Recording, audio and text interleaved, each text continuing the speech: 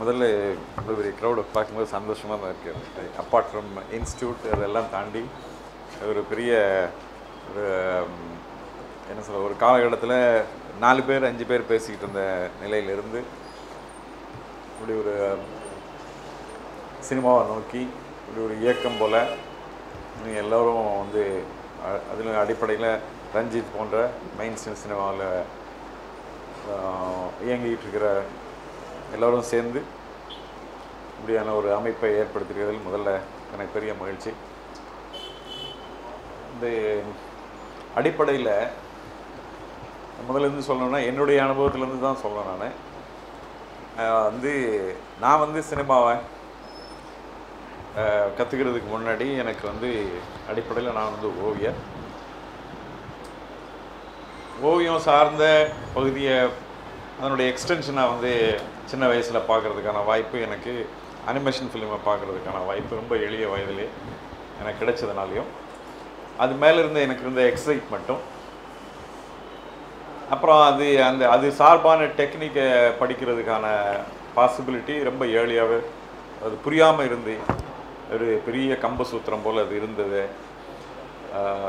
ஒரு தற்செயலாக பத்திரிகைகளில் மேக்கிங்கை பற்றி படிக்கிற சாத்தியங்களை படித்த பிறகு சினிமாவுடைய இன் அதர் வே சினிமாவுடைய டெக்னிக்கை தெரிஞ்சுக்கிறதுக்கான வாய்ப்பு. பிகாஸ் அனிமேஷன் வந்து இன்னவே வந்து பர் செகண்ட் கவுண்டில் தான் நீங்கள் ஒர்க் பண்ணணும். ஸோ சினிமா இன் மினிட் ஹவரில் ஒர்க் பண்ணுது. ஒரு பீரியடில் வந்து 5 நிமிடம், அதாவது ஒரு அதுலேயும் குறிப்பாக நாங்கள் சின்ன வயசில் இருந்தப்போ 5 நிமிஷம் ஃபிலிமு, 3 நிமிஷம், 10 நிமிஷம் ஃபிலிமு பிஃபோர் சினிமா மெயின் சினிமாவுக்கு முன்னாடி போடுவாங்க. இப்போ டிவி எல்லாம் வந்துருச்சு. அப்படி இருக்கிற நேரத்தில் Tom and Jerry, then other animation ஃபிலிமெல்லாம் இருக்குது பாருங்கள், இந்த பக்ஸ் பன்னி, டிஸ்னி, வால்ட் டிஸ்னி ஃபிலிமு, இதெல்லாம் அப்படி பார்க்குறதுக்கான வாய்ப்பு தான் முதல்ல பிஃபோர் டெலிவிஷன் அதெல்லாம் பார்க்குறதுக்கான வாய்ப்பு. அப்போ அதில் வந்து அது ஒரு பெரிய எக்ஸைட்மெண்ட்டு தான். அதை இன்ஃபேக்ட் இன் அனதர் வே வந்து எனக்கு இன்னொரு பெரிய ரிமார்க்கபிள் ஃபேசினேஷன் எனக்கு வந்து காமிக் புக்கு தான். அடிப்படையில் காமிக் புக்கு ஓவிய கல்லூரிக்கு வந்த பிறகு காமிக் புக்கை நான் பார்க்குறது வேறு மாதிரி ஆயிடுச்சு. அதுக்கு முன்னாடி வரைக்கும் அந்த ஏஜில் நம்ம காமிக் புத்தகத்தை எப்படி படிப்போமோ அல்லது அந்த கதையை எப்படி படிப்போமோ அது மேலே தான் இருக்கும், கதை ஓட்டத்துலேயும் கதை சொல்கிற ஆஸ்பெக்ட்லேயும். ஆனால் வந்து ஒரு எனக்கு வந்து அதே மாதிரி நான் இப்போ சொன்ன மாதிரி அது ஸ்கூலிங் அப்போயே வந்து கிரேட் கிளாசிக்ஸ் எல்லாம் வந்து கிளாசிக் இல்லஸ்ட்ரேட்டட்னு ஒரு காமிக் புக் வரும். இப்போ கிடையாது. அது ஒரு one of the important comic book. அது 50s 60sலாம் ரொம்ப முக்கியமான காமிக். எல்லா இலக்கியங்களையும் மாபெரும் இலக்கியங்களெல்லாம் காமிக் புஸ்தகமாக மாற்றினாங்க. அது பிறகு இப்போ கூட ஒரு 80s I think 80s 90s நினைக்கிறேன் 80ல் கூட இங்கே பையன் கம்பெனின்னு ஒரு கேரளாவில் இருக்கிற ஒரு கம்பெனி தென் யூரோப்பில் இருந்து லேட்டராக பப்ளிஷ் ஆன ஒரு கிளாசிக்ஸ் எல்லாத்தையும் கூட காமிக் புக்கில் போட்டிருக்காங்க. அது வந்து அது என்ன சொல்கிறது, அது பிக்சராக தான் இருக்குமே ஒழிய நெரட்டிவ் இருக்காது. அதாவது ஸ்ட்ராங் நெரட்டிவ். நீங்கள் இது பார்த்துருக்கீங்க தானே, அதாவது அமர் சித்திர கதை பார்த்துருப்பீங்க. அதெல்லாம் வந்து படங்கள் கொண்டதாக கதையை படங்கள் மூலமாக பேசுகிற கதையாக இருக்கும், கதையை நடத்துகிற கதையாக இருக்காது.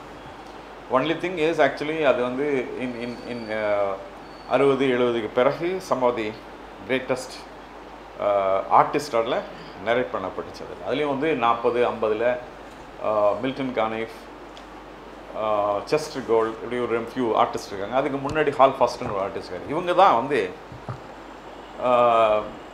சினிமா வந்து வளர்கிற காலகட்டத்துலேயும் காமிக் புத்தகம் வந்து ஒரு இண்டிபெண்ட் புக் ஃபார்ம் ஆகுது. அதாவது அதுக்கு முன்னாடி அது நான் உங்களுக்கு ஹிஸ்ட்ரியாகவே அது பிகினிங் வந்து சொல்கிறேன் பாருங்கள், எப்படி இது வந்திருக்குன்னு சொல்ல பாருங்கள். அதாவது நியூஸ் பேப்பரில் வந்து சனிக்கிழமை ஞாயிற்றுக்கிழமை குழந்தைகளுக்கான பக்கமாக ஒரு காலகட்டத்தில் வண்ண பக்கங்களாக இருக்கிற காமிக் புத்தகத்தை அந்த காமிக் பேஜஸை அப்புறம் ஒரு பப்ளிஷர் வந்து மடித்து அந்த பல்க் மேகசைனாக அதை கொண்டு வர்றாரு. அதில் வந்து புத்தகமாக வருது. புத்தகத்தில் நீங்கள் நெரேட் பண்ண வேண்டியது. புத்தகத்தில் இப்போ ஒரு லே அவுட் வந்துடுது. தென் பேஜ் டு பேஜ் பார்க்குறீங்க. அப்போ நீங்கள் கதையை நடத்துறதுக்கான சாத்தியங்களை அதிகமாக யோசிக்க வேண்டிய நிர்பந்தம் வந்து கிட்டத்தட்ட பேரலில் சினிமா எமர்ஜிங் மீடியமாக இருக்கிறதுனால சினிமாவுடைய இன்ஃப்ளூயன்ஸு காமிக் புஸ்தகத்தினுடைய இன்ஃப்ளூயன்ஸு சினிமாவுக்கு ரெண்டையும் பேரலாக வளர்க்குறதுக்கான ஒரு சாத்தியங்களை அப்போ தான் ஏற்படுத்துச்சு. அதில் வந்து வெறும் சினிமா வரலாறு மட்டுமே ஒரு காலகட்டத்தில் பார்த்துருப்பாங்க, அல்லது ஓவியத்தினுடைய வரலாறை மட்டும் பார்த்துருப்பாங்க, அல்லது ஃபோட்டோகிராஃபியினுடைய வரலாறை மட்டும் பார்த்துருப்பாங்க. எல்லாத்தையும் இன்டர் கனெக்டடாக யாரும் பேசுகிறதும் இல்லை, எப்போவுமே பேசுகிறதில்ல. Very few people. நமக்கு இங்கே அப்படியான ஒரு எல்லாத்துக்கும் உள்ளுக்குள்ளே இருக்கிற இந்த க்ரோத்தினுடைய பாசிபிலிட்டியை எல்லோரும் சொல்கிறதில்ல. ஆக்சுவலாக காமிக் புஸ்தகம் என்னென்னா, எதுக்கு இதை சொல்கிறேன்னா, காமிக் புஸ்தகம் முக்கியமானதுன்னா, that is one of the major important exercise to become a film maker. நீங்கள் ஒரு சினிமா எடுக்கணுன்னா முதல்ல அதை இமேஜை யோசிக்கிறது, கதையை இமேஜை யோசிக்கிறது. நான் படிக்கும்போது முதல்ல சிலியன் ஒரு கதையை படித்து காமிச்சப்பல உங்களுக்கு, அதே மாதிரி சிவகுமாரும் உங்களுக்கு ஒரு கதையை சொன்னப்பல, எனக்கும் கூட ஒரு ரைட் ஏஜில் புதுமை பித்தனை படிக்கிறதுக்கான வாய்ப்பு, தற்செயலாக படிக்க ஆரம்பித்து புதுமை பித்தனை விரட்டி படிக்கிற இடம். இன்ஃபேக்ட் புதுமை பித்தனுடைய ஐ திங்க் பொன்னுசாமி பிள்ளையின் காதல்களை ஏதோ தான் நினைக்கிறேன், பொன்னுசாமி பிள்ளையின் காதல்களை சம்திங் பொறுப்பேன். அவர் தாம்பரத்தில் திருநெல்வேலியிலேருந்து தாம்பரத்தில் நீங்கள் திரும்பி அதே மாதிரி அவர் சொன்ன மாதிரியே படித்து பாருங்கள். அதை தாம்பரத்தில் தங்கியிருந்து அங்கேருந்து பாரிஸ் கார்னருக்கு ட்ரெயினில் அந்த மின்சார ரயிலில் அங்கே ஒரு கணக்கு பிள்ளையை வேலை பார்த்துட்டு போகிறவர்.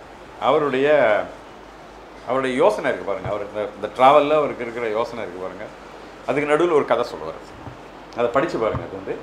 அது இவங்க 2 பேரும் சொன்னது போலவே எனக்கு தெரிஞ்ச உடனே இவங்க 2 பேரும் பேசும்போது எனக்கு ஞாபகம் வந்தது அந்த கதை தான் குறிப்போம். அது என்னென்னா லைக் கிட்டத்தட்ட காமிக் புஸ்தகம் மாதிரி தான், சினிமா மாதிரி தான். அது என்னென்னா ஒரு யோசனையில் இருப்பார். அப்படி ஜன்னல் பக்கம் திரும்பினா சடன்னு ஜன்னல் வழியாக பெரிய கருங்கல் சுவர் இருக்குது பாருங்கள். சட ட்ரெயின் போகும்போது பாருங்கள். அதில் நினைவோட்டம் தப்பி இந்த இடத்துக்கு, இந்த உலகத்துக்கு வருவார். அப்புறம் திருப்பி ஏதோ அப்படியே ஒரு கனவு நிலை மாதிரி அங்கே போய் ஏதோ ஒன்று பக்கத்தில் போனோன்னே அப்படியே ஒரு சீக்வன்ஸ் மாறி போகும். சட்டார்னு டைம் இங்கே இழுத்துட்டு வரும். அப்படி ஒரு மாதிரி ஒரு பியூட்டிஃபுல் நரேட்டிவ் ஸ்ட்ரக்சர். எதுக்கு இதை சொல்கிறேன்னா, சினிமாவுக்கு யோசிக்கிறது அடிப்படையில் இமேஜை யோசிக்கிறது தான். அந்த எக்ஸசைஸ் தான் ரொம்ப ரொம்ப முக்கியமான எக்ஸசைஸ். படிமமாக யோசிக்கிறது அப்படின்றது இருக்கு பாருங்கள். அதுக்கு வளர்கிற திரைப்பட சார்ந்த விஷயங்களை அல்லது அனிமேஷன், டுவர்ட்ஸ் அனிமேஷன், மேபி நல்லன்னு சொன்ன மாதிரி கேம் இஸ். அப்புறம் கேம் ரொம்ப ரொம்ப பலருக்கு தெரியாது, எல்லோரும் கேம் தான் பார்க்குறாங்க. அது அப்படி இல்லை. இனிமேல் அதுதான் ரூல், அதுதான் உலகத்தை ரூல் பண்ண போகுது. பல பேருக்கு தெரியாது. கேம் என்னென்னா இன் அதர் வே, நான் சொன்ன இந்த எக்ஸசைஸ் எல்லாருக்கும் இருக்கிற யங் ஃபிலிம் மேக்கருக்கு இருக்க வேண்டிய அனைத்து எக்ஸசைஸும், அனிமேஷன் பண்ணுறவங்களுக்கான அனைத்து எக்ஸசைஸும் கேம் இப்போ பண்ணிகிட்டு இருக்கிறவங்களுக்கு தான். இது எல்லா கலைகளினுடைய சாத்தியங்கள் எல்லாத்தையுமா சேர்த்து ப்ராக்டிஸ் பண்ணுறதுக்கான ஒரு கிரவுண்டாக கேம் தான் இருக்குது. வேறு எதுலையும் அவர் கதை எழுதணும்.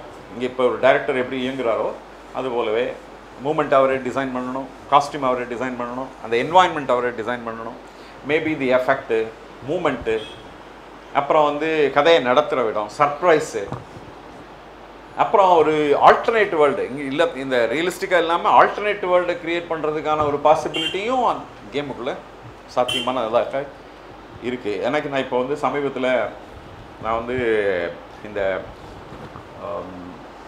விஆரில் பெயிண்ட் பண்ணுறத நான் ஒரு எக்ஸசைஸ் எனக்கு கிடச்சிது. இனிமேல் விஆரில் நீங்கள் பெயிண்ட் பண்ணலாம்.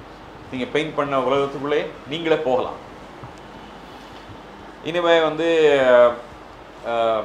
Story board, we use to do story board, நீங்களாம் பண்ணுவீங்க தான். ஸ்டோரி போர்டு பண்ணுவோம். ஸ்டோரி போர்டு ஆக்சுவலாக நான் சொல்கிறது மாதிரி தான், காமிக் புத்தகத்துக்கும் சினிமாவுக்கும் இடையில் இருக்குது. ஸ்டோரி போர்டு கூட ஒரு மிகப்பெரிய இலக்கியமாக, கலை வடிவமாக ஐரோப்பா இப்பயும் கொண்டாடுது. ஸ்டோரி போர்டுக்கு மட்டும் டெட், அதாவது சினிமா எடுத்துகிட்டு அந்த ஸ்டோரி போர்டு செத்துரும், அதுக்கு இனிமேல் வேலை கிடையாது, ஃபங்க்ஷன் பண்ணாது. ஆனால் கூட அது ஒரு ஒர்க் ஆஃப் ஆர்ட். அது ஒரு இண்டிபெண்ட் டைரக்டர் பண்ணுறதோ அல்லது அதுக்காகவே ஒரு ஹையர்டு ப்ரொஃபஷன் ஒருத்தர் பண்ணுறதோ அதுவும் கூட இன்றைக்கி இனிமேல் ப்ரொசஸ் பண்ணி ஒரு பெரிய ஃபைன் ஆர்ட்டாக கவனிக்கிறதுக்கான பாசிபிலிட்டி இன்றைக்கி வந்துருச்சு. கூட என்னென்னா இந்த அதாவது அனிமேஷனுக்கும் நான் சொல்கிற மாதிரியான சாத்தியப்பாடுகள் இந்த கேமுக்குள்ளே இருக்கிறதுக்கான அதுவும் இருக்குது பாருங்கள். நான் சொன்னது வந்து விஆரில் நீங்கள் பெயிண்ட் பண்ணிங்கன்னா, இதுக்கு முன்னாடி வரைக்கும் விஆரில் நீங்கள் எக்ஸ்பீரியன்ஸ் பண்ணுறது மட்டும் இல்லை, விஆரில் நான் வந்து 3D பெயிண்ட் பண்ணலாம். நான் பெயிண்ட் பண்ணினா ஒரு மனிதரை நான் ஒரு 3D ஃபார்ம்லேயே பெயிண்ட் பண்ணலாம். நான் இந்த பக்கம்லாம் சுற்றி அவரை பெயிண்ட் பண்ணலாம். ஒரு முழு 3D ஃபார்மாக 360 டிகிரியில் இருக்கிறவராகவே நான் பெயிண்ட் பண்ண முடியும். அப்புறம் நான் அது உள்ளே வாக் பண்ணலாம், நான் இமேஜை கேப்சர் பண்ணலாம். இப்போ எப்படின்னா, நான் இங்கேருந்து இருக்கேன், நானே இங்கே போய் இந்த ஆக்சஸ்லையும் நான் கேப்சர் பண்ணலாம். அப்போ ஒரு காட்சியோ அல்லது ஒரு மூமெண்ட்டையோ க்ரியேட் பண்ணி ஒரு அனிமேட்டடாக இருக்கிறத நானே செய்து, நானே கேப்சர் பண்ணி, நானே என் படத்துக்கான ஸ்டோரி போர்டாவது ஆக்க முடியும். அப்படியான ஒரு இடத்துக்கு இப்போ வந்து டெக்னாலஜி வந்துருச்சு. நீங்கள் வந்து இப்போ சொன்ன மாதிரி இண்டிபெண்டன்ட் ஃபிலிம் மேக்கர் தான் இனிமேல். அதாவது இனிமேல் எப்படி சொல்கிறது, எல்லா நேரத்துலையும் பேப்பர் விற்றுச்சு, கலர் விற்குது, பேனாவும் விற்குது. எல்லோரும் கதை எழுதுறதில்ல, எல்லோரும் கவிதை எழுதுறதில்ல, எல்லா கடையிலையும் கிடைக்குது. பெயிண்ட் பண்ணுறதில்ல, எல்லோரும் ஸ்பெசிஃபிக் பீப்புள் தான் க்ரியேட்டிவாக பெயிண்ட் பண்ணுவாங்க. அது மாதிரி இந்த பாசிபிலிட்டியும் இனிமேல் வந்துருச்சு. சிவகுமார் சொன்னது போல் யூடியூப்பில் இம்மென்சிவ் ஃபிலிம் வரதான் செய்யுது. ஆனால் ஒரு ப்ராப்பராக கம்யூனிகேட் பண்ணி, ப்ராப்பராக ஆடியன்ஸை என்கேஜ் பண்ணி, ஹோல்ட் பண்ணி, அதை நான் கடைசி வரைக்கும் என்னோட நிறுத்தி வச்சு நான் கதை சொல்கிறதுக்கான சக்தி இருக்கு பாருங்க. அதுதான் ரொம்ப ரொம்ப முக்கியமான சக்தியாக இருக்குது. அதுக்கான சாத்தியங்களை இப்போ இருக்கிற பழைய முறைகளில் இருந்து இப்போ இருக்கிற சாத்தியப்பாடு இருக்குது பாருங்கள். அதாவது குறிப்பாக வந்து டெக்னாலஜிக்கலி அது என்னென்னா, நீங்கள் வந்து ஆல் த டைம் நீங்கள் வந்து உங்களை அப்டேட் பண்ணிகிட்டே இருக்கணும், இல்லைன்னா நீங்கள் பேக் டேட் ஆகிடுவீங்க. நான் வந்து திரும்ப அதாவது ஒன்றும் இல்லை, இப்போ ரீசெண்டாக உங்களுக்கு எத்தனை பேருக்கு தெரியும் தெரியல, இது ஆஃப்டர் எஃபெக்ட்ஸ்னு ஒரு சாஃப்ட்வேர் இருக்குது, உங்களுக்கு தெரியும் ஆஃப்டர் எஃபெக்ட்ஸ்னு. அந்த சாஃப்ட்வேரோட இதுவரையில் மோஷன் கேப்சர் வந்து நான் வந்து ஒரு 15-18 வருஷம் முன்னாடி ராமநாராயணனுடைய படத்தில் ஒரு மோஷன் கேப்சர் பண்ணுறதுக்கு நாங்கள் ஒரு 3 மினிட்ஸ் அனிமேஷன் பண்ணுறதுக்கு பெரிய செலவு பண்ணோம். பிறகு இப்போ உங்களுக்கு தெரியும், மோஷன் கேப்சரில் எல்லா ஃபிலிமும் வருது, எல்லா படம். இங்கே வந்து அவர் இந்த ரஜினிகாந்தோடைய பொண்ணு போய் ஒரு படம் பண்ணிச்சு தானே, அது ஃபுல் அண்ட் ஃபிலிம். இப்போ மேஜராக வந்து மிக முக்கியமான காட்சிகள்லாம் மோஷன் கேப்சரில் எடுக்கிறாங்க. மோஷன் கேப்சர் வந்து இப்போ டெஸ்க்டாப்பை கொண்டு வந்துட்டாங்க. இப்போ எல்லாருக்கும் தெரியுமா என்னன்னு தெரியல. நீங்கள் வந்து அந்த சாஃப்ட்வேரை வச்சுட்டு, ஒரு ஒரிஜினல் சாஃப்ட்வேரை வச்சுட்டு, உங்கள் முன்னாடி ஒரு வெப் கேமரா வச்சுட்டு நீங்கள் பெர்ஃபார்ம் பண்ணிங்கன்னா, உங்கள் பெர்ஃபார்மன்ஸையும் உங்கள் அனிமேஷனுக்கு கனெக்ட் பண்ணிங்கன்னா, நீங்கள் பெர்ஃபார்ம் பண்ணிங்கன்னா உங்கள் அனிமேஷன் பெர்ஃபார்ம் பண்ணும். அந்த இடத்துக்கு டெஸ்க்டாப்பை கொண்டு வந்துட்டாங்க. ஸோ இனிமேல் வந்து அதாவது என்ன சொல்கிறது, இன்க்ரீடியன்ட் விற்கிற மாதிரி தான். நீங்கள் எப்படி இதை பயன்படுத்த போகிறீங்க, உங்களுடைய படத்தில் வந்து எப்படி பயன்படுத்துகிறேன். அந்த ஒரு பீரியடில் வந்து மோஷன் கேப்சர் வந்து அதுக்கு தனியாக ஒரு ஸ்டுடியோ வந்துச்சு, அப்போ இருந்தது இங்கே. அது என்ன, தமிழ் சினிமாவுக்குள்ள அது சாத்தியம் இல்லை, அதாவது அந்த நேரத்தில் அதை பயன்படுத்துறதுக்கான வாய்ப்பு இல்லை. ஏதோ மேஜிக்கலாக அந்த ஃபிலிம்லாம் வந்ததுனால நாங்கள்லாம் இருந்து அதை பயன்படுத்துறதுக்கான வாய்ப்பு இருந்துச்சு. அப்போ வந்து இந்த பென்டாஃபோரில் அது இருந்துச்சு, ஆனால் அது பயன்பாட்டில் பெரிய பயன்பாட்டுக்குள்ளே வரல. இப்போ என்ன பண்ணிட்டாங்கன்னா, குதிரை ஓடணுமா, குதிரை வாக் பண்ணுதா, ட்ராட் பண்ணுதா, கேலப் பண்ணுதா, ஓடுதா, ரன், குதிரையுடைய ஓட்டமாக எதுவாக இருந்தாலும் நீங்கள் விலைக்கு வாங்கி உங்கள் படத்துக்குள்ளே பயன்படுத்திக்கிற மாதிரி வந்துடுச்சு. என்ன மாதிரி நீங்கள் அதை இப்போ என்னென்னா ஃப்ராக்மெண்ட் ஆயிடுச்சு. ஃபிலிம் மேக்கிங் கூட ஃப்ராக்மெண்ட் ஆயிடுச்சு. எடிட் எப்படி தனியாக ஒருத்தர் உட்காந்து பண்ணுவார், சினிமாட்டோகிராஃபி எப்படி எல்லோரும் சேர்ந்து ஒரு படம் பண்ணுவாங்க. அதுக்குள்ளே இருக்கிற எலிமெண்ட்டை முன்னே ஒரு சிங்கிள் ஷாட் வந்து ஃபிலிம்டு ஃபுட்டேஜ் வந்து முன்னே வந்து ஃபைனல் ஃபுட்டேஜ். இப்போ அப்படி கிடையாது. நான் ஒரு ஃப்ரெஞ்சு சினிமாட்டோகிராஃபரை பார்த்தேன். அவர் வந்து ஒரு ஃப்ரெஞ்சு ஷெர்லாக் ஹோம்ஸ் மாதிரி, ஒரு ஷெர்லாக் ஹோம்ஸ் ஃபிலிம் மாதிரி ஒரு ஃப்ரெஞ்சு ஷெர்லாக் ஹோம்ஸ் கதையை அவங்க படம் பண்ணினாங்க. ஒரு கொஞ்சம் கிளிப்பு பார்த்தேன் நான் பாரிஸில். அப்போ அவர் என்ன சொல்கிறார், அவர் வந்து நான் வந்து அவங்க ஷூட் பண்ணதுக்கும் ஃபைனல் ஃபுட்டேஜுக்கும் சம்மந்தமே கிடையாது. அவர் என்ன சொல்கிறாரு வந்து, நான் வந்து I have to disown my footage. நான் வந்து என்னுடைய ஷார்ட்டை நீங்கள் இப்படி பண்ணிடக்கூடாது, அப்படி பண்ணிடக்கூடாது அப்படின்னு நான் உட்காந்து இதை நானே தான் பார்ப்பேன், நானே தான் செய்வேன்னு சொன்னால் நான் அடுத்த படம் பண்ண முடியாது. அவன் ஏன் அப்படி சொல்கிறேன்னா, அவர் ப்ளூ ஸ்க்ரீன்லேயும் லைவ்லேயும் எடுத்த ஷார்ட்டு ஃபுட்டில் லேண்ட்ஸ்கேப்லாம் ரொம்ப டிஸ்ட்ராக்டடாக இருக்குது, அப்படின்லாம் இருக்க முடியாது. அதை தனியாக எடுக்கிறாங்க. ஒரு ஹாலுசினேஷனில் அவன் யோசிக்கிறது இந்த உலகமே வேறு மாதிரி இருக்குது, அது அப்படின்னா பண்ணவே முடியாது. லைவில் இப்படி பண்ண முடியாது. இப்போ அந்த பாசிபிலிட்டி எல்லாம் வர இப்போ இருக்கிற சாஃப்ட்வேர் எல்லாம் மற்ற விஷயங்களையும் சேர்த்து கொடுக்குது. என்னெல்லாம் நான் வந்து எப்படிலாம் அதை பயன்படுத்திக்கிறோம், கதை சொல்கிறதுக்கு எந்த மாதிரியெல்லாம் நான் பயன்படுத்திக்கலாம், அடிப்படையான ஆஸ்பெக்டை நீங்கள் இதெல்லாம் சேர்த்து படிக்கிறதுக்கு முதல்ல நான் வந்து ரொம்ப பேசிக்காக என்ன சொல்லுவேன்னா வந்து அடிப்படையில் வந்து அதிகமாக மிகச்சிறந்த அதாவது நாட் ஒன்லி சினிமா, மாஸ்டர்ஸோட சினிமா பார்க்குறது மட்டும் இல்லாமல் அடிப்படையில் நல்ல ஃபோட்டோகிராஃபர், கிரேட் ஃபோட்டோகிராஃபர்ஸோடைய ஃபோட்டோகிராஃபர் பார்க்கணும், நல்ல மாஸ்டர்ஸோடைய பெயிண்டிங்கை கண்டினியூவாக பார்க்கணும். மிகச்சிறந்த அதாவது என்ன சொல்கிறது ஃபோட்டோ ஜேர்னலிஸ்டோடைய படங்களை கண்டினியூவாக பார்த்துட்டே இருக்கோம்.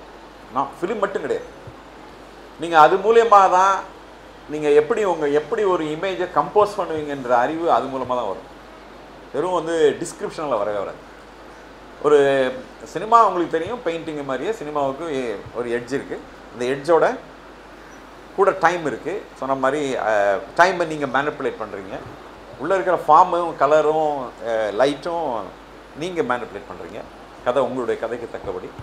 அப்போ அதை எப்படி கோரியோகிராஃப் பண்ணுறது, எதன் மூலமாக எந்த ஷேப்பு எந்த இமேஜ் எந்த கார்னருக்கு போகுது, எப்போ கட் பண்ணுறீங்க, எப்போ க்ளோஸாக போல்டு இமேஜாக வந்து அதை காமிக்கிறீங்க, இது எல்லாத்தையுமே அடிப்படையாக பெயிண்டிங்கை இன்டென்சிவாக பெயிண்டிங்கும் ரொம்ப என்ன சொல்கிறது ஒரு ஃபோட்டோகிராஃபர் மாஸ்டர் ஃபோட்டோகிராஃபர்லாம் ஒன் டைம் ஆர்டிஸ்ட் தான் இருந்திருப்பாங்க. நீங்கள் நல்லா கவனித்து பார்த்தீங்கன்னா தெரியும்.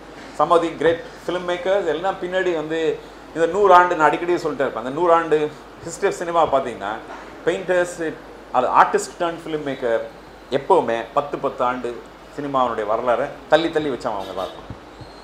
நல்லா கவனித்து பார்த்தீங்கன்னா தெரியும். அதாவது ஐசன்ஸ்டீன்லேருந்து என்ன சொல்கிறது இந்த அவதார் பண்ணால ஜேம்ஸ் கேமரூன் வரைக்கும் தேர் ஆல் ஆர்டிஸ்ட். குரோசவா ஆர்டிஸ்ட். குரோசவா வந்து இப்போ வரைக்கும் எவ்ரி டைம் ஒவ்வொரு தடவையும் குரோசவா திரும்ப வருது. குரோசவா வந்து இது என்ன இது மாற்றி ஒரு செய்யலை, அதாவது ஷேக்ஸ்பியரை தாண்டி வேறு செய்யலை, அவங்க காஸ்டியூமோட தான் செய்கிறார். ஆனால் குரோசவா வந்து ஆல் த டைம் அவர் எப்படி என்ன சொல்கிறது மூமெண்ட்டை எப்படி டிசைன் பண்ணுறாருன்னு தான் குரோசவாவுடைய film. Apart from emotional aspect உங்களையும் என்னையும் மனிதத்தோட என்னையும் உங்களையும் வந்து கனெக்ட் பண்ண வைக்கிறது, உலகம் முழுமையிலும் இருக்கிற மனிதனை மொழியெல்லாம் தாண்டிட்டு கனெக்ட் பண்ண வைக்கிறதுக்கான ஒரு ஆர்டிஸ்டிக் ஸ்பிரிட் இருக்குது. அதெல்லாம் தாண்டிட்டு பிக்சோரியில் கம்யூனிகேட் பண்ணுறது அதுதான் ரொம்ப ரொம்ப பவர்ஃபுல்லானது. அது எங்கேருந்து வரும்னா நீங்கள் நான் சொல்கிற மாதிரி இப்படியான பகுதியை இந்த எக்ஸசைஸு கண்டினியூவாக இருந்தால் தான். நான் இப்போ வந்து ஒன்று எனக்கு வந்து நான் வந்து இப்போ சொன்னேன் பாருங்கள், அதாவது நான் 10வது படிக்கும்போது லக்கிலி நான் இப்போ வந்து ஒரு அடிக்ட் சினிமா தியேட்டர் 50 பைசா கிடச்சா சினிமா 40 பைசா சினிமா 10 பைசா சைக்கிள் நிறுத்துறதுக்கு காசு வச்சுட்டு போயிடுவேன். அப்படி நான் போனதில் ஃபோர்ஸிபிளாக அந்த ஏஜில் நான் பார்த்த சினிமா வந்து ஒன்று 2001 ஸ்பேஸ் ஒடிசி. அந்த ஒரே வருஷத்தில் எனக்கு ஒரு 3 படம் என்னை மாற்றிடுச்சு. அது வரைக்கும் நான் வந்து ஸ்பெக்டாகுலர் ஃபிலிம் தான் பார்ப்பேன், அதாவது எல்லாம் கௌபாய் படம், தென் தி என்ன சொல்கிறதுங்க இது 10 commandments, Solomon and Sheba, Samson Taylor, இப்படி படமாக பார்த்துட்டு இருந்த நேரத்தில் இந்த படம் வந்து 2000 ஸ்பேஸ் ஒடிசி, தென் ஜஃப்ராலியோடைய Romeo and Juliet, then another film flop, Michael Angelo ஆண்டனியோட ப்ளோப்பு எனக்கு எந்த படம் தான் என்னன்னு தெரியாமையே. ஆனால் படம் பார்க்கும்போது நான் எழுந்து ரொம்ப மிஸ்ரபிளாக இருக்குது. நான் இதுவரையில் பார்த்த படம் இல்லை, ஆனால் இது எனக்காக தான் இந்த படம்.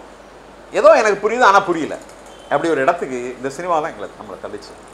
ஆனால் என்னென்ன இப்படியான ஒரு யோசனை எனக்கு ஏற்படுறதுக்கு காரணமாகவும் நான் எதை கருதுனேன்னா நான் வந்து எனக்கு வந்து பிக்சரை பார்க்குறது, நான் சொன்னது மாதிரி காமிக் புத்தகத்தை பார்க்குறது நிறைய பேருக்கு இங்கே அடிப்படையில் காமிக் புத்தகத்தை பார்க்குறத பற்றி நான் அடிக்கடி சொல்லும்போது அது பெருசாக எடுத்துக்கொள்ளப்படாத ஒரு சூழல். என்னென்ன அதுக்கு அர்த்தம் என்னென்னா நமக்கு கிடைச்சிருக்கிற காமிக் புத்தகம் மூலியமாக தான் காமிக் புத்தகத்தை இங்கே வேல்யூ பண்ணுவாங்க. இங்கே அப்படி ஒரு காமிக் புத்தகம் தான் கிடச்சிருக்கு, அப்படி தான் இங்கே நடந்திருக்கு. இப்போ பரவாயில்ல. இப்போ நான் I have seen so many remarkable மாஸ்டர்ஸோடைய ஒர்க்கெல்லாம் தமிழில் என்னென்னா ஒரே ஒரு கவர் நல்லா இல்லை, டிசைன் நல்லா இல்லை, தென் தி லாங்குவேஜ் டிரான்ஸ்லேட்டட் லாங்குவேஜ் தப்பாக இருக்குது. மற்றபடி நீங்கள் பாருங்கள், நான் வந்து எல்லா நேரம் படிக்கவும் மாட்டேன். நான் எனக்கு வந்து ரிலாக்ஸேஷனே வந்து சும்மா பேஜை பேனலாக பார்க்குறது மாதிரி ஒரு ஜாய் வேறு எதுவுமே கிடையாது. அதில் வந்து நீங்கள் அது வந்து எப்படின்னா ஹிஸ்டரி ஆஃப் சினிமாவிலேயே 70க்கு பிறகு 69க்கு பிறகு 80க்குள்ளே நடந்த பெரிய மாற்றங்கள் தான் இன்றைக்கி இந்த இடத்துக்கு கொண்டு வந்துருக்காங்க. அதுக்கு முன்னாடி இருக்கிற சேஞ்சஸை விட 69 வந்து நல்லா சொன்னால் 69 ஐ திங்க் 68 69 தான் சினிமாவில் வந்து cinema not only cinema comic புக்லையும் நான் அதையும் சொல்லுவேன். அதாவது frontal nudity, violence, especially violence, சண்டை போட்டால் அப்படி கத்தியில் வாளில் வெட்டினா தலை பறக்கும், அது மாதிரிலாம் ட்ராயிங் அதுக்கு முன்னாடிலாம் பண்ண மாட்டாங்க. சினிமாவில் போனி அண்ட் கிளைடு அந்த பீரியடு தான் வருது. போனி அண்ட் கிளைடு வந்து அப்படியே கிராஃபிக்கலாக கண்ணு முன்னாடி அந்த கிளைமேக்ஸு சீக்வன்ஸ். ஸோ வந்து அது வந்து 69 I think 68 69 is the right time. அது எல்லாத்துலேயும் கிராஃபிக்கலாக பெரிய சேஞ்சஸ்லாம் வரும். தென் இன் 10 years நான் சொல்கிற மாதிரி கிட்டத்தட்ட என்ன போலவே எக்ஸ்போஷர் இருந்த அங்கே இருந்த ஆட்களுக்கு, லக்கிலி அங்கே இருந்த ஆட்களுக்கு அவங்க தான் அந்த சினிமா மாற்றுறாங்க. ஸ்டீவன் ஸ்பீல்பர்க்கு, தென் ஜார்ஜ் லூக்காஸ், இவங்க மாதிரி ஆட்கள் தான் மாற்றுறாங்க. இது என்னென்னா ஒரு அந்த ரைட் டைம் என்னென்னா ஐரோப்பாவிலையும் இன்னொரு பெரியது பெட்ல் ஹார்லட்னு ஒரு காமிக் புக். அது வந்து பல பேர் தெரியாது. அதனுடைய அந்த காமிக் புக்கு வந்து அடல்ட் இல்லஸ்ட்ரேட்டட் மேகசின். அந்த மேகசைனு அது ஃப்ரெஞ்சு மேகசைன். அது அந்த மேகசைனுடைய இன்னொரு வெர்ஷன் ஹெவி மெட்டல்னு ஒரு மேகசின். அதை வந்து இங்கிலீஷ் வெர்ஷன் 1977 அமெரிக்காவில் கொண்டு வராங்க. அதுவும் ரொம்ப அரிய இது. அது ஆங்கிலப்படுத்தப்பட்டது ஐரோப்பாவில். அதாவது மெயின் ஸ்ட்ரீம் காமிக் புஸ்தகம் இருக்குது பாருங்கள். அந்த காமிக் புஸ்தகத்தில் இப்படி தான் இருக்கணும், நம்ம இங்கே மெயின் ஸ்ட்ரீம் சினிமா இன்னும் எடுக்கணும், கிளைமேக்ஸ் இப்படி இருக்கணும், ஒரு சண்டை இருக்கணும், இப்படிலாம் வந்து சொல்கிறாங்க பாருங்கள். அது மாதிரி வந்து அப்படி ஒரு உங்கள் போக்கை அது டிசைட் பண்ணதில்லை. அது மாதிரி காமிக் புஸ்தகத்துலேயும் அதுக்கு முன்னாடி ஒரு செல்லபிளாக இருக்கிறதுக்காக சில விஷயங்கள்லாம் அதுக்குள்ளே அப்படி நடந்துகிட்டு இருக்கிற நேரத்தில் சில எழுத்தாளர்களும் சில ஆர்டிஸ்ட்டுகளும் இதெல்லாம் செய்ய பிடிக்காமல் நம்ம வேலை செய்யணும், இவங்க செய்கிற மாதிரி செய்யக்கூடாது, இந்த மெயின் ஸ்ட்ரீம் செய்கிற மாதிரி செய்யக்கூடாது அப்படின்னு நினச்சிட்டு அவங்களாம் ஒரு 5 பேர் மட்டும் சேர்ந்து அவங்கள ஒரு புத்தகம் பப்ளிஷ் பண்ணாங்க. அந்த புத்தகம் ஒரு பெரிய அதுக்கு அடுத்த இப்போ இன்றைக்கி வரைக்கும் வருது. இடையில நின்று அப்புறம் திருப்பி இப்போ வருது. இப்போ அந்த புத்தகம் புத்தகம் வந்து என்னென்னா ஐரோப்பாவில் எக்ஸ்பீரிமெண்ட்டில் நீங்கள் இப்போ வாட்டர் வேர்ல்டுன்னு ஒரு படம் வந்துச்சு, நீங்கள் பார்த்துருப்பீங்க. அந்த படம் எனக்கு தெரிஞ்ச அந்த படம் வந்து ஒரு 15 வருஷத்துக்கு முன்னாடி அந்த படம் ரிலீஸ் ஆகிறதுக்கு 15 வருஷம் முன்னாடியே ஓவியர்கள் அதே உலகத்தை ஏற்கனவே செஞ்சு பார்த்துட்டாங்க. அதெல்லாம் சேர்ந்து தான் அதை இன்ஃப்ளூயன்ஸ் பண்ணுது, இந்த மாதிரி ஒரு யோசனைக்கு கொண்டு வருது. ஆக்சுவலாக என்னென்னா அந்த அதில் வந்து ஒன்று ட்ரோட்ஸ்கி, ஒரு நாடகவியலாளர், சினிமா எடுத்தவர். அவர் நீ படம் பார்த்துருப்பீங்க, அவருடைய படங்கள் ஒரு எக்ஸ்பெரிமெண்டல் ஃபிலிமு. அவர் மோபியஸ்னு ஒரு ஆர்டிஸ்ட். இவங்க 2 பேருடைய கான்ட்ரிபியூஷன் அதில் ஒரு பெரிய contribution. Moebius in other way இங்கேருந்து ஐரோப்பாவுக்கு வந்து இந்த சயின்ஸ் ஃபிக்ஷன் ஃபிலிமை பண்ணுறதுக்காக டியூன் ஒரு படம், டியூன் பிறகு வந்தது வேற ஒரு டைரக்டர் பண்ணி வந்தது அந்த படம். டியூன் ஒரிஜினல் அவர் தான் பண்ண வேண்டியது. அவர் பண்ண வர்றதுக்காக அங்கே போனப்போ அது உள்ளே இருந்த அந்த படத்துக்காக வேலை பார்த்து அந்த படம் நடக்கலை, ரியலைஸ் ஆகலை. அந்த படத்துக்காக மோபியஸ் இவங்கெல்லாம் போய் ஹாலிவுட்டில் போய் ஒர்க் பண்ண போகிறாங்க. போனோடனே அந்த ஃபிலிம் ப்ராஜெக்டுக்காக அக்குமுலேட் ஆன க்ரியேட்டிவ் பீப்புள் எல்லாருமே ஆர்டிஸ்ட். அவங்க எல்லாரும் சேர்ந்து, பலருக்கு தெரியாது, இந்த ஒரு நல்லா சொன்னால் ஒரு 10-15 பேர் இவங்களுடைய தேடுதல் தான் பின்னாடி ஃபோட்டோஷாப் வருது. அப்புறம் வந்து then some of the softwares, தென் அதில் ஒர்க் பண்ணதில் வந்து அதாவது உங்களுக்கு தெரியும் இந்த ஸ்டார் வார்ஸில் இப்போ நீங்கள் உட்காந்து படம் பார்த்தீங்கன்னா ஸ்க்ரீனில் அந்த என்ன சொல்கிறது ஸ்பேஸ் கிராஃப்டில் இருக்கிற சயின்டிஸ்ட்லாம் உட்காந்துருவாங்க. முன்னாடி டிவி ஸ்க்ரீனில் நிறைய கிராஃபிக்கலாக நிறைய இமேஜெல்லாம் போகும் பாருங்கள். அதாவது எந்த உலகத்துக்குள்ளே போகிறோம், இந்த டிவியில் மானிட்டரில் வந்து சில இமேஜஸ்லாம் வரும் பாருங்கள். இதெல்லாம் டிசைன் பண்ணி கொடுக்குறதுக்கு வெளியே இருந்து சில ஆர்டிஸ்ட் வராங்க. அந்த ஆர்டிஸ்ட்டுகள்லாம் இதில் இன்டெரக்டாக வேறு மாதிரி விஷயத்தை சம்மந்தப்படுறாங்க. அதில் ஒருத்தர் வந்து டானா பனன் ஒரு ஸ்கிரிப்ட் ரைட்டர், ஒரு ஆர்டிஸ்ட்டு.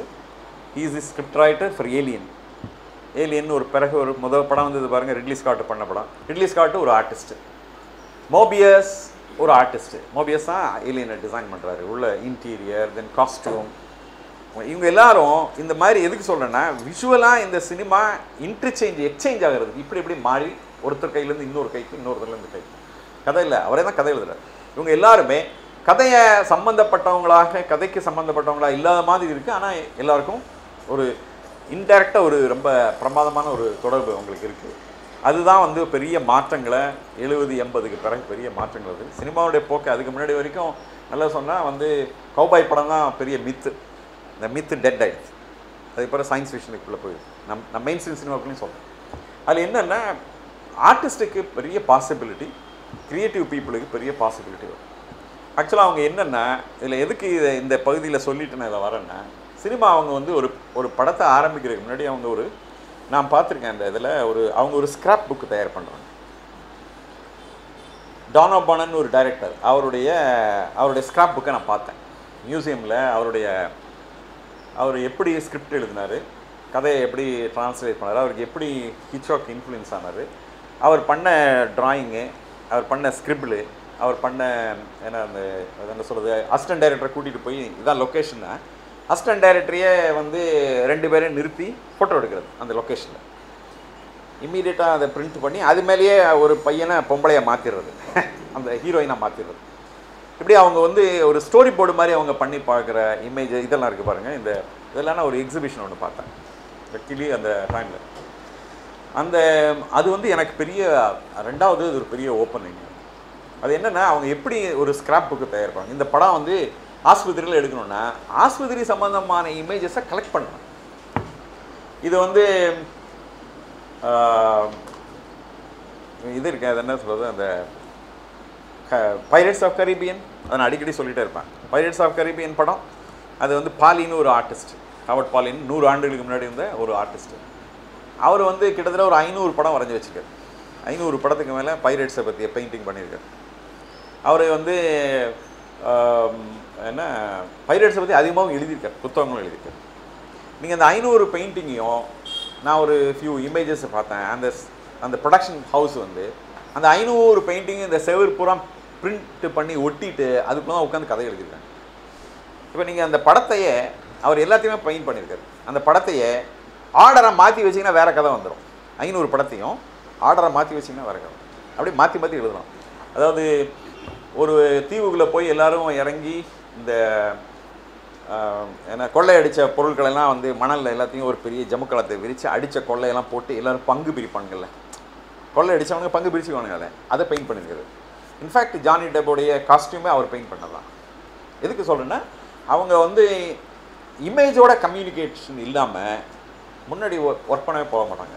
நான் வந்து அதே போல் இது ப்ரொடக்ஷன் எக்ஸிக்யூட்டிவ் பண்ணி வச்சுருந்த ஒரு இதை பார்த்தேன் நான். அதாவது கிளாடியேட்டர் படத்துக்கான அவுட்டோரில் போய் லொக்கேஷனில் ஒரு பெரிய ஆர்மியை வச்சு, அதாவது சோல்ஜர்ஸை வச்சு ஒரு இது ஷூட் பண்ண போகிறாங்க. சில இதை காப்பி பண்ணி மல்டிபிள் பண்ணுறாங்க. அந்த சோல்ஜர் ஒரு என்ன சொல்ல ஒரு 40 பேர் நிற்கிறாங்கன்னா அதை அப்படியே கட் பண்ணி பின்னாடி வைக்க போகிறாங்க. அப்படிக்காக ஒரு ஷாட் எடுக்கிறதுக்காக ஒரு இடத்துக்கு போயிருக்காங்க பாருங்கள். அந்த ப்ரொடக்ஷனுடைய இது இருக்குது பாருங்கள், டிசைனையும் ட்ராயிங்கையும் நான் பார்த்தேன்.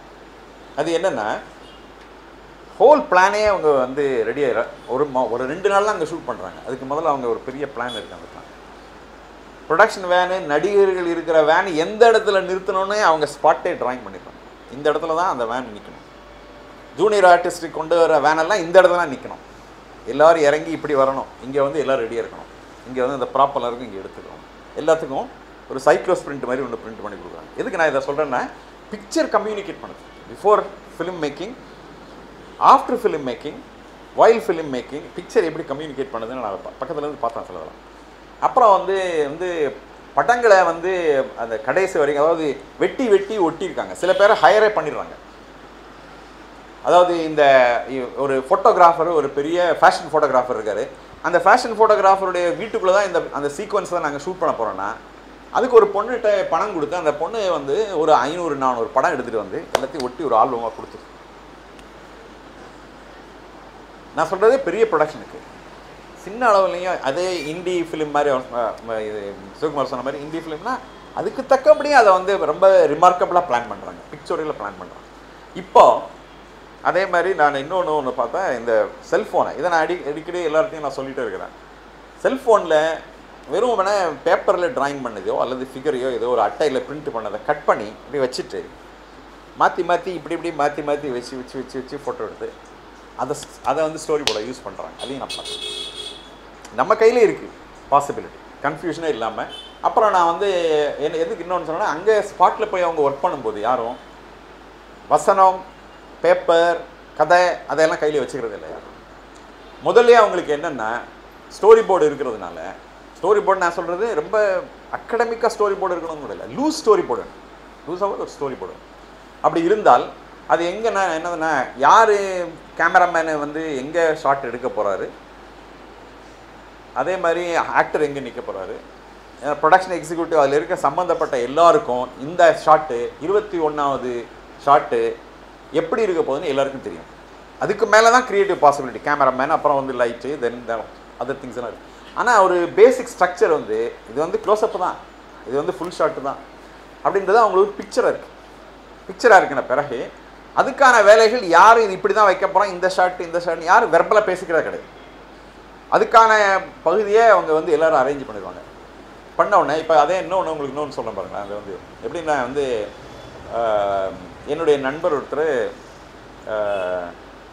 டேவிட் லீன் வந்து இங்கே வந்து பண்ணார், இது பேசேஜ் டு இந்தியா இங்கே வந்து பண்ணார்.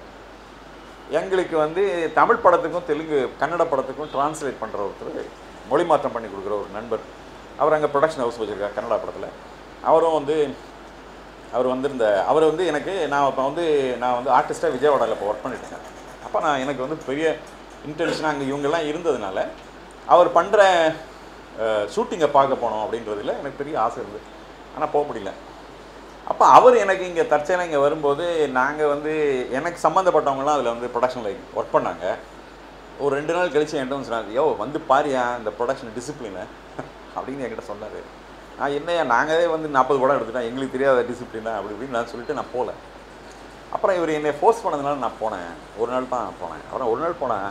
அப்புறம் எத்தனை நாள் அவர் ஷூட் பண்ணாங்களோ அத்தனை நாள் அங்கே போய் நான் வேடிக்கை பார்த்துட்டு இருந்தேன் அப்படின்னு சொன்னார். அது என்னென்னா என்கிட்ட என்ன சொன்னாங்கன்னா, அதாவது அந்தந்த க்ரூ, அதாவது இப்போ வந்து காஸ்டியூம் எல்லா ஸ்பாட்டில் வந்து எல்லாமே ஸ்டோரி போர்டு தான் பின் பண்ணி வச்சுக்கிறாங்க. 10 படம்னா 10 படத்தை பின் பண்ணி வச்சுக்கிறாங்க. அவன் வந்து சினிமாட்டோகிராஃப் எல்லாருக்கும் ப்ரொடக்ஷன் டிசைனை வந்து ஆல்ரெடி தீமேட்டிக்காக ஒர்க் பண்ணிடுறாங்க. நான் சில படங்களை அவர் எல்லாத்தையும் கொண்டாந்து வச்சுட்டு அவங்க இந்த ஸ்பாட்டில் வந்த பிறகு க்ரூ மெம்பர் ஒவ்வொரு டிபார்ட்மெண்ட்டும் அப்படியே ஒரு பெரிய ஃப்ளட் ஆகிற மாதிரி அந்த ஆர்டிஸ்ட்டை சுற்றி வராங்க. கை தட்டினோட எல்லாம் அப்படி போய்ப்பாங்க.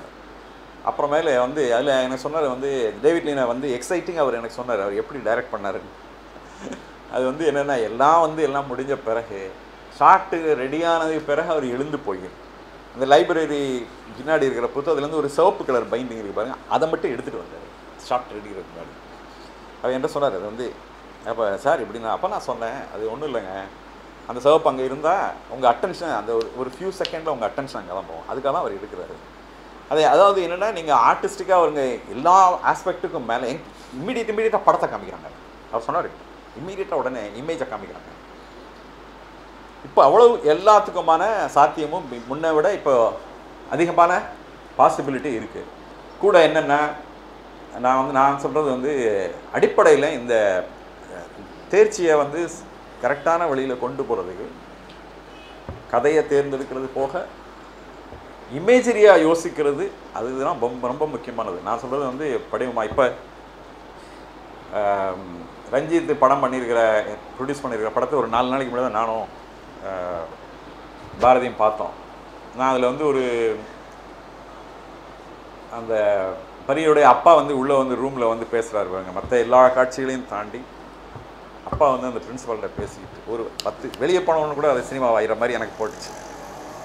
அந்த ஒரு 4 டைலாக் பேசுகிறாருல, அந்த இடத்துல நான் அழுதுட்டேன். நான் எதுக்கு சொல்லனா, அதாவது இந்த படமே நிறையா இதுவரையில் வந்த படங்களில் படிவமாக மாற்றிடுறதுக்கான எக்ஸசைஸு அவர் கிடைச்சிருந்து எனக்கு ரொம்ப பெரிய சந்தோஷம். அவர் இங்கே வருவார், டைரக்டர் இங்கே வருவார், நான் நினச்சேன் அவருக்கு பாராட்டணும்னு. என்னுடைய பாராட்ட சொல்லிடுங்க அவருடைய. அது வந்து எல்லாத்தையும் தாண்டி இந்த படம் இமேஜாக வந்து டிரான்ஸ்லேட் ஆகிருக்கிறதுனால இன்னும் எல்லாரையும் குறைச்ச நாளுக்குள்ளேயே அது போய் எல்லாரையுமே போய் சேர்ந்துருச்சு. அதுதான் அதில் நான் வந்து பார்க்குறது. இனிமேல் படங்களை, அதாவது சித்திரங்களை, அதாவது நீங்கள் எப்படின்னா ஏன் வந்து காமிக் புஸ்தகம் திருப்பி சொல்கிறேன்னா, காமிக் புஸ்தக எக்ஸசைஸ் என்னென்னா படிக்கிறது இல்லை, படிப்பதும் பார்ப்பதும் சேர்த்து நீங்கள் செய்கிறீங்க. படத்தையே நான் என்ன சொல்லுவேன், படத்தையே வந்து படத்தை பார்க்குறது வேறு, படத்தை படிக்கிறது வேறு. நாங்கள் வந்து படத்தை படிக்கிறது தான் சொல்லுவோம். படத்தை எப்படின்னா நீங்கள் சும்மா பார்க்குறது வேறு, அந்த கட்டத்துக்குள்ளே எப்படி என் கண்ணு போகுது, எங்கே போய் எதெல்லாம் பார்த்துட்டு எது வழியாக வெளியே வருது அப்படின்றத கண நேரத்தில், இந்த எக்ஸசைஸ் கண நேரத்தில் உங்களுக்கு இந்த பயிற்சி உங்களுக்கு கண நேரத்தில் ஏற்படுத்தி கொடுக்கும். அப்போ நீங்கள் வந்து உங்கள் காட்சியை கட்டமைக்கிறதுக்கு மிகப்பெரிய எக்ஸசைஸு அதுக்குள்ளே தான் கிடைக்கும். அது வந்து எங்கேன்னா நல்ல கிரேட் ஃபோட்டோகிராஃபர், நான் திரும்பி கடைசி அதுதான் சொல்லணும், கிரேட் ஃபோட்டோகிராஃபர் பிரசான் மாதிரி பெரிய பெரிய மாபெரும் கலைஞர்கள் பண்ணியிருக்கிற ஃபோட்டோகிராஃபை இன்டென்சிவாக ரீட் பண்ணுங்கள், படத்தை நல்லா பாருங்கள், மிகச்சிறந்த கலைஞர்களை, அதாவது திரைப்பட கலைஞர்களை பாருங்கள், அவங்களுடைய படத்தை பாருங்கள். டுவர்ட்ஸ் அதே மாதிரி இது இருக்குது பாருங்கள், இந்த சாஃப்ட்வேர், தென் இந்த பாசிபிலிட்டி இருக்கு மாதிரி digital. After the digital revolution cinema film making ஒன்றுமே இது கிடையாது. அதாவது ப்ரீ ப்ரொடக்ஷனு ஒன்று, ப்ரொடக்ஷன் ஒன்று, போஸ்ட் ப்ரொடக்ஷன் ஒன்று இருந்துச்சு, ரொம்ப எலிமெண்ட்ரியாக இருந்துச்சு. இப்போ அப்படி இல்லை, போஸ்ட் ப்ரொடக்ஷனே ப்ரொடக்ஷன் தான். அந்த மாதிரியான ஒரு இடத்துக்கு சினிமா வந்துருச்சு. அப்போ நீங்கள் வந்து கிட்டத்தட்ட ஒரு பிக்சல் பை பிக்சல், ஒரு ஆர்டிஸ்ட்டு கேன்வாஸில் பெயிண்ட் பண்ணுற மாதிரியே பிக்சல் பை பிக்சல் சினிமாவை எடுத்துகிட்டு வந்து கூட நீங்கள் மாற்றலாம், சேஞ்ச் பண்ணலாம். அப்படியான பாசிபிலிட்டி இருக்கும்போது அந்த பகுதியும், அந்த நீங்கள் அப்டேட் ஆக வேண்டிய அந்த பகுதியும் என்னெல்லாம் வருது, அடுத்த சாஃப்ட்வேர் என்ன பாசிபிலிட்டிலாம் கொடுக்குது, எடிட்டில் எவ்வளோ வசதி வந்துச்சு, ரீடைம். நாங்கள் ஒரு பீரியடில் ரீடைம் பண்ணுறதுக்கான பாசிபிலிட்டி இல்லை. அலெக்சாண்டர்னு ஒரு படத்தில் முதல்ல ஒரு அந்த விஜயகாந்தோடைய ஒரு பாண்ட் மாதிரி ஒரு பாட்டு ஒன்று பண்ணோம். அப்போ ரீடைம் எல்லாம் கிடையாது. நாங்கள் வந்து இன்டென்சிவாக ஒர்க் பண்ணி அதில் ரீடைம் பண்ணோம் அந்த டைமில். இப்படிலாம் பண்ணி பார்க்கணுன்னு ஆசைப்பட்டு அப்புறம் சாஃப்ட்வேர் கொண்டுருச்சு எல்லாத்தையும் அதுக்கு பிறகு. அதே போல் வந்து ஒரு காலகட்டத்தில் ராமநாராயணனுக்கு பண்ணும்போதெல்லாம் நாங்கள் பாம்பையே கொண்டு வந்து படுக்க பின்னாடி வயிறு பகுதியெல்லாம் ஃபோட்டோ எடுத்து, முதுகெல்லாம் ஃபோட்டோ எடுத்து அப்படி தான் பேஸ்ட் பண்ணணும். இப்போ அப்படிலாம் இல்லை. இப்போ வந்து என்ன சொல்கிறதுங்க, வந்து இன் நோ டைம் நீங்கள், அதாவது ஃபிலிம் என்ஹான்ஸ் ஆகிறதுக்கு பாசிபிலிட்டி இருக்குது. 3 பேருக்கு அங்கே. அதே மாதிரி இன்னொன்று சொல்கிறேன், 3 பேர் க்ரூ, 3 பேர் பண்ண க்ரூ அனிமேஷன்லாம் நான் பார்த்தேன். 3 பேர் அவங்க என்னென்னா 3 பேர் தனித்தனியாக ஒரு பகுதியை எடுத்துக்கிட்டு ஒர்க் பண்ணுறாங்க. 6 மாதம் ஒர்க் பண்ணுறாங்க, 4 மாதம் ஒர்க் பண்ணுறாங்க. ஃபிலிமும் அப்படி பண்ணுறாங்க. 5 பேர் க்ரூ எல்லாம் ஃபிலிமை பார்த்தேன் நான். ரொம்ப அருமையான மிச்சிகன் யூனிவர்சிட்டியில் சில பகுதியை நான் ப்ரொஜெக்ட் பண்ணிக்காங்க. அவ்வளோ பாசிபிலிட்டி வந்துருச்சு. அதனால் உங்களுக்கு எங்களுக்கெல்லாம் கிடைக்காத மிகப்பெரிய வரப்பிரசாதம் இந்த டிஜிட்டல் ரெவல்யூஷன் உங்களுக்கு கொடுத்துருக்கு. மிக சரியாக ஆர்டிஸ்டிக்காக வந்து ஒர்க் பண்ணி அதை பயன்படுத்தி மிக சிறப்பான படைப்பை நீங்கள் எதிர்காலத்தில் கொடுப்பீர்கள் என்று நான் நம்புகிறேன். நன்றி, வணக்கம்.